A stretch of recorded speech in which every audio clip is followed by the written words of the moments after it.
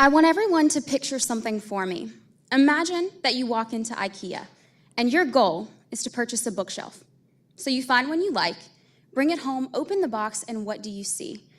Chances are, about 1,000 different pieces and an instruction manual that is difficult to read. Some assembly required. Now, the goal of my research project and projects like mine are to eliminate these types of problems by producing remotely deployable devices. I work with a wide range of polymeric or plastic materials, and my goal is to make them move from a flat sheet into a functional and a useful three-dimensional object, but to do this in a hands-free way. I can apply either light or heat to my materials to make this happen.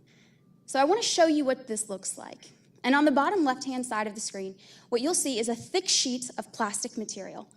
I'm going to heat this sheet, and as I do, it will begin to fold from a flat object into a three-dimensional one. You can see this from the left to the right-hand side of the screen, and it does this within a matter of seconds. Now, one of the next common questions I get is how complex of a shape can I actually produce?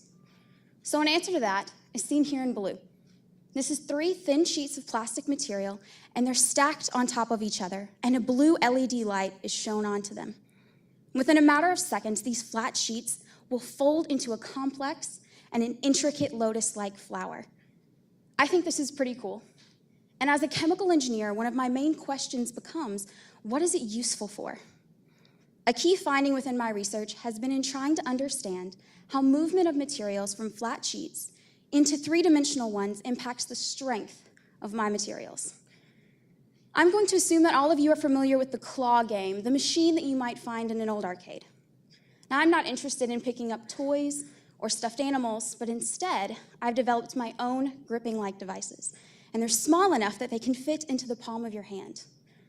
I shine a light onto these plastic materials, and they fold downward, very similar to that claw motion. But now I can pick up nuts and bolts, a pen, something that you might find in a laboratory, and they gain an immense amount of strength. My samples are half the weight of a paper clip, and now they can withstand up to 5 pounds. Think about a textbook in comparison.